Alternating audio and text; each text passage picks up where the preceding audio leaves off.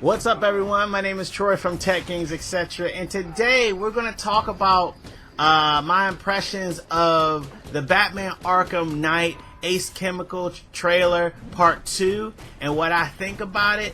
But before I start, if you didn't see my last video where I talk about how GTA 5 Remastered Edition maybe killed Call of Duty Advanced Warfare already, you can go ahead and look at the link for the link in the description box below.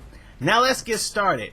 Today, the Ace Chemical trailer Part 2 was revealed for Batman Arkham Knight, and let me tell you, I was highly disappointed in this trailer.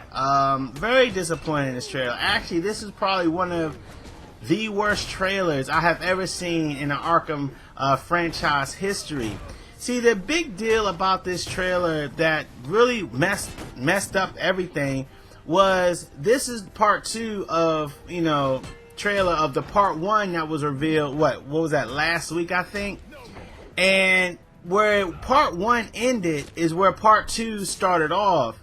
And it has Batman, at the end of part 1, the trailer part 1, looking into the camera, and he looks up and it goes, it fades out, whatever. And when part 2 picks up, you see him still looking in the camera, and he does a backflip. Then the Batmobile comes. The Batmobile comes and he jumps in it. Now, if you want to see the video, I'll leave the link in the description box below. But when he was going around, all this video is showing him doing is he's maneuvering around. You'll see the maneuverability with the Batmobile, how it's strafing left, strafing right, shooting rockets at these other tank-like vehicles that are, the henchmen of the Arkham Knight and things like that. And that's all it was doing. Like, that's all it was, And so this was like a huge letdown for this trailer.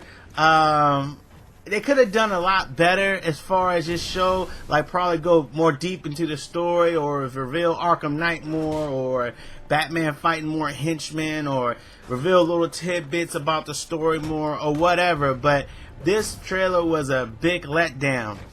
But let's start talking about my conspiracy theory about this franchise. Now, from what the title says, I said, Batman Arkham Knight failed, the Deathstroke Switch-A-Roo.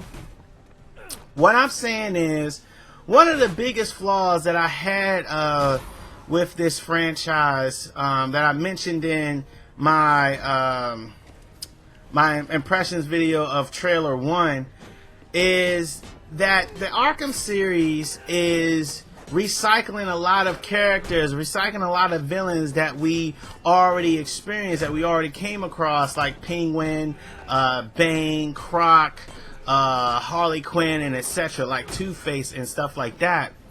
And that's one thing that I believe that is the death knell to this franchise, is that they're not going deep enough into the history and giving us a fresh batch of villains. And that's one thing that I see Rocksteady doing. And even though there's speculation that this may be the final chapter in the series, I don't believe it's going to be the final game in the franchise. Especially if Arkham Knight does great sales wise, we're going to see another sequel. And I don't mind about that. There's just some sequels I don't mind being milked. But if you're not adding some fresh flavor, that's when it starts to get tedious. Now, if we get to Deathstroke Switch-A-Roo, what I mean by this is, I think they're going to continue this trend, not only with characters, but also the character animations.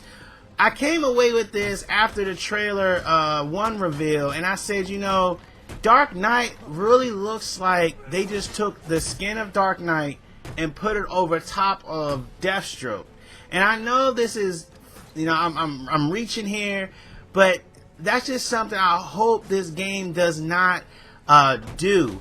When I looked at some screenshots of Deathstroke, he was holding a gun. He had, Batman pinned down. I haven't seen his fighting style yet, but I just hope that it doesn't feel like they just took the skin of Arkham Knight and just put it over top of Deathstroke's animations and attacks.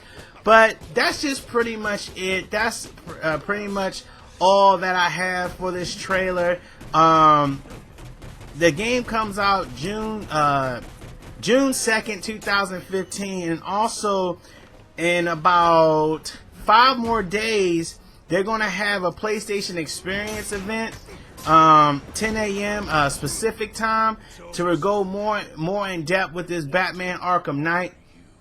So there y'all go. There y'all have it. Let me know what y'all think about this theory I have dealing with Deathstroke and Dark Knight. Let me know in the comments section below. And as always, if you like what you saw today, please like the video and subscribe to my channel. It really helps out a lot. So I'll see you later. Thanks a lot.